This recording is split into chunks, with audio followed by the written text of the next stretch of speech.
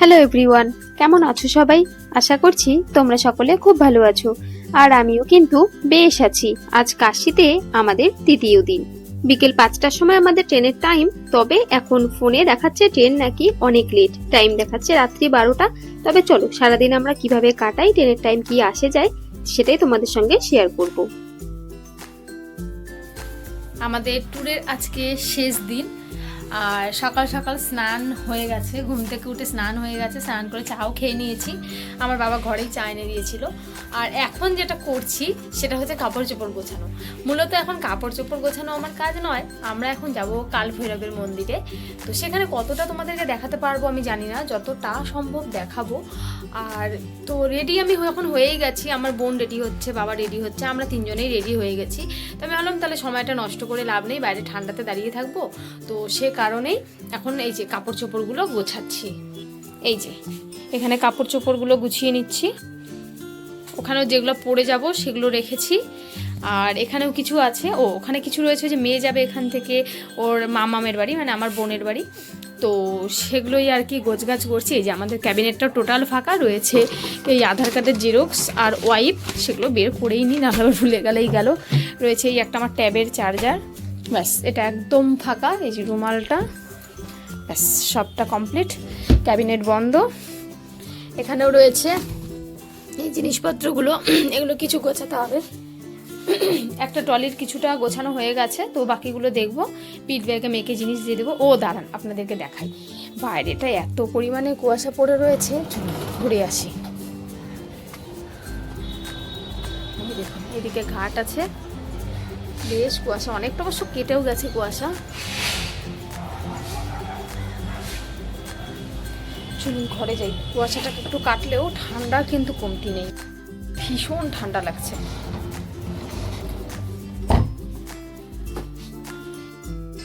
যাচ্ছি এখন আমরা অন্নপূর্ণা মন্দির, না সরি কি কোথায় ওই হ্যাঁ খিচুড়ি বাবার ওখানে খিচুড়ি প্রসাদ খেতে। ওখানকার প্রসাদ নাকি ভীষণ খিচুড়ি টেস্ট হয়। তো গিয়ে দেখি ভাগ্যে প্রসাদ থাকে কিনা, তারপরে বলবো প্রসাদের টেস্ট কেমন ছিল।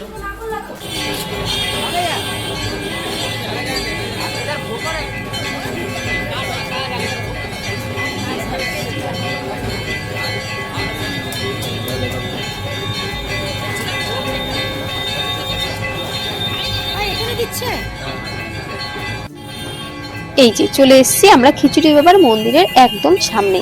প্রথমেই ঠাকুর দর্শন করে নিলাম। তবে এখানকার ঠাকুরের একটা জিনিস যেটা দেখলাম, আপনি যেদিকেই তাকান না কেন, আপনি যদি ঠাকুরের দিকে তাকান তাহলে মনে হবে ঠাকুর যেন আপনার দিকেই তাকিয়ে রয়েছে। এই যে এত বড় গামলাতে করে খিচুড়ি রান্না হচ্ছে, দেখেছেন? এখানে নাড়ার ব্যবস্থা বলতে একটা হ্যান্ডেলের মতো লাগানো রয়েছে, অটোমেটিক সিস্টেম। এটা রান্না হচ্ছে বলে প্রচুর লোক এখানে দাঁড়িয়ে আছে। গত 8 মাস আগে যখন আমরা প্রথমবার কাশিতে এসেছিলাম, তখনও কিন্তু এই খিচুড়ি বাবার নাম শুনেছিলাম। তবে হ্যাঁ, এখানকার প্রসাদ পাওয়ার ভাগ্য আমাদের তখন হয়নি। এবারে নাম শুনেও আমরা ভেবেছিলাম আসবো, কিছুতে আসা হয়নি। তবে ট্রেন অনেকটা লেট থাকার কারণে ভাবছি আজ সারাদিন আরো কিছু ঘুরবো। তখনই সবাই বললো যে এখানে প্রসাদ দিচ্ছে, তো আমরাও তখনই চলে এলাম, কারণ এটা আমাদের হোটেলের একদম কাছে ছিল। আমাদের হোটেলের যে গলি আছে, ভূতেশ্বর গলি, বিশ্বনাথ মন্দিরের 1 নম্বর গেটের অপোজিটে, সেই ভূতেশ্বর গলিতে ঢুকতেই একদম হাতের বাঁ দিকে এই মন্দিরটা। দেখেছেন কত লোক দাঁড়িয়ে আছে, আর সেই সাথে আমরাও কিন্তু দাঁড়িয়ে আছি। ভোগ রান্না প্রায় শেষের পথে। এখানকার নিয়ম অনুযায়ী ভোগ রান্নার পরে কিন্তু সেই ভোগ কাগজের প্লেটে করে অনেকগুলো জায়গায় ঠাকুরকে দেওয়া হয় ভোগ হিসাবে। তারপরে কিন্তু মানুষকে বিতরণ করা হয়। এখানে চামচ রাখা রয়েছে, ওরা প্লেটে করে প্রসাদ তুলে দিবে, আর নিজে নিজে একটা করে প্রসাদের জন্য চামচ তুলে নিতে হবে।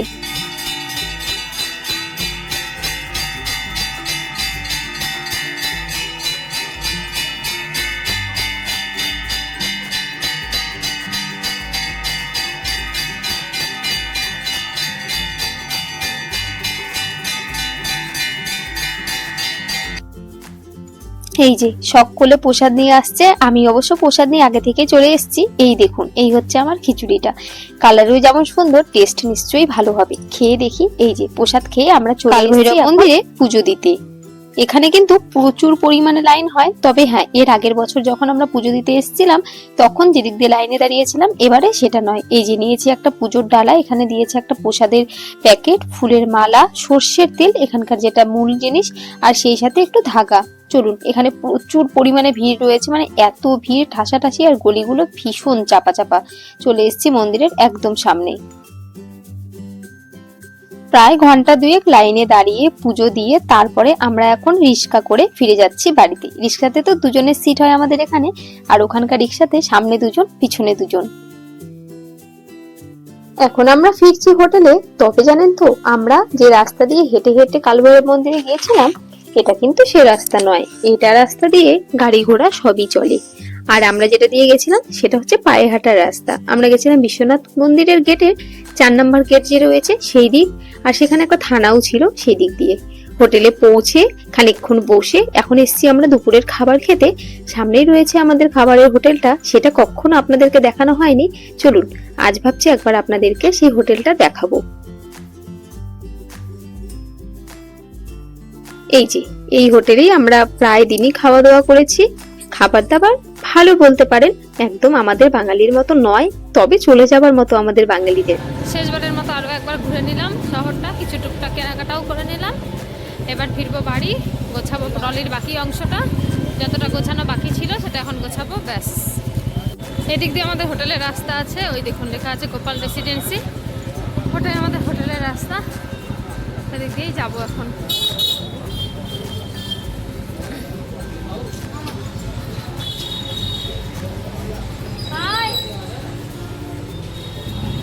চলুন রুমে যাই এবারে। এখন বাজে ঘড়ির কাঁটায় 7টা, আমরা রুম ছাড়ছি। ট্রেন আমাদের প্রচুর লেট, যাই হোক সেসব কথাও তোমাদেরকে বলবো। প্রচুর মানে প্রচুর লেট, এই সময় আমরা অনেকটা পৌঁছে যেতাম। তো টাইমও দেখিয়েছিল রাত 12টা, এখন টাইম দেখাচ্ছে রাত্রি 10:30। আমরা বেরোচ্ছি 7টার সময়।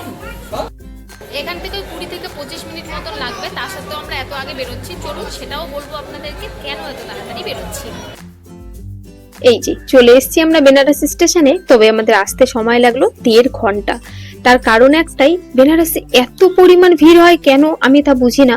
রাস্তাঘাট ছোট ছোট, প্রচুর পরিমাণে লোক, সে কারণেই কিন্তু এতক্ষণ ধরে আমাদের সময় লাগলো। অটোগুলো বেশ খুব স্পিডে যেতে পারে না, আর সেই সাথে কিন্তু অনেকটা রাস্তা আমাদের হাঁটতেও হয়েছে। আর এই জার্নিটা আমরা এর আগে যখন এসেছিলাম তখনই বুঝতে পেরেছিলাম, সে কারণেই কিন্তু রাত্রি 11টা টাইম দেখালেও আমরা সন্ধ্যা 7টাতেই বেরিয়ে পড়েছিলাম। যাই হোক, পৌঁছে গেছি, এবারে খানিকক্ষণ এখানে রেস্ট করব। এখন 8:30, স্টেশনে আসলাম 7টায় বেরিয়েছিলাম।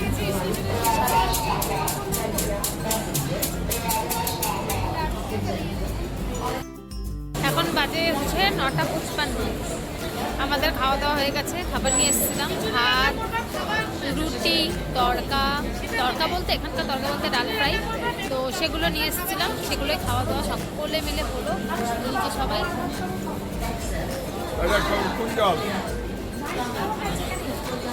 খাওয়া দাওয়া কমপ্লিট। এখন ট্রেন আসতে 1 ঘন্টার ওপর, মানে 11:10 ট্রেনের টাইম দেখাচ্ছে, এখনো 1 ঘন্টার ওপর। এখন 1 ঘন্টা আরও, খাবার পরে রেস্ট অপেক্ষা। তারপর কখন ঢুকবে কালকে মালদা জানি না। সেখান থেকে আমাদের আবার রায়গঞ্জের ট্রেন রয়েছে কুলিক এক্সপ্রেস, সেটা পাবো কিনা সেটাও জানি না। যদি পাই দেখা তো হবেই ট্রেনের মধ্যে আবার তোমাদের সাথে। ট্রেনের অপেক্ষায় দাঁড়িয়ে থাকতে কত কি না চোখে পড়লো। এই যে ট্রেনের যে প্যান্ট্রি, রান্নাঘর, সেটাও জানালার এপার থেকে আমরা দেখতে পাচ্ছি। এই পুরোটা প্যান্ট্রি, পুরো এসি বা যত মানে আছে স্লিপার বগি, সব ক্ষেত্রে যে ডিনার লাঞ্চ সার্ভ করা হয় সেগুলোই এখানে রান্না হয়। না আবার কিছু বলে যদি, এই কিছু বলে যদি এবার, আমি জুম করে নিছি তো। এই যে সিঙ্গারা ভাজা হচ্ছে, এখন লুচি সিঙ্গারা এসব ভাজা হচ্ছে।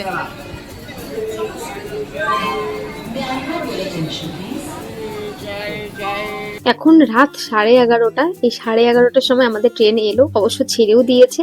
সকলে ভালো মতো উঠতে পেরেছি, এটাই অনেক কথা। তবে জানেন তো কি হয়েছে, শেষ মুহূর্তে প্ল্যাটফর্ম চেঞ্জ করে দিয়েছে। একদিকে প্ল্যাটফর্মে ট্রেন ঢুকছে, আর দেওয়ার কথা ছিল 9 নম্বরে, ট্রেন ঢুকছে 8 নম্বরে। তখন ডিক্লেয়ার হলো 8 নম্বরে ট্রেন ঢুকছে। যাই হোক, এখন পরের দিন সকাল হয়ে গেছে, আমরাও সবাই মিলে একটু বসে আছি, টুকটাক খাওয়া দাওয়া করছি। এই ট্রেনের ভাত সেরকম বাজে রান্নার জন্য কেউ খেতে চায় না। ওই সব এখন মুড়ি টুড়ি যা রয়েছে সাথে সেগুলোই খাওয়া দাওয়া হচ্ছে। তবে সেই যে ট্রেন আমাদের রয়েছে কুলিক এক্সপ্রেস, তার সাথে চলছে হাড্ডাহাড্ডি লড়াই। এদিক থেকে এই ট্রেন ঢুকছে, ওদিক থেকে ওই ট্রেন আসছে, কত দূর কোনটা এগোচ্ছে এই নিয়ে আমরা জাস্ট মানে ফোনের অ্যাপে দেখেই যাচ্ছি, জানি না এখনও পাবো কি না। লাস্ট মুহূর্তে আমি ডিসাইড করলাম যদি এই ট্রেনটা থেমে যায়, ওটাকে আমি কোনোভাবে পেয়ে যাই, আমি ফাঁকা হাতে ট্রেনে চলে যাবো। এতটা জার্নি করে আবার বাসে এমনিতেই আমি উঠতে পারি না। তো যাই হোক, এখনই মালদাতে ঢুকবে। এই যে পেরোচ্ছি ফারাক্কা ব্রিজ, এরপরেই তো ফারাক্কা স্টেশন, আর তারপরেই মালদা।